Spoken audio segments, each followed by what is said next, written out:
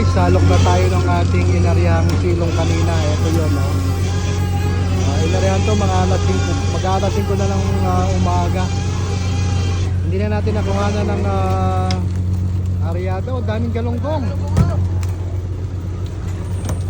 Hindi natin nakuha ng aryada kasi pangit yung panahon kaninang madaling araw. Daming galunggong! Doon daming galunggong. Daming galunggong. Doon ba noon? Pilihan mo na ng galunggong. Guys, tawagan ng question.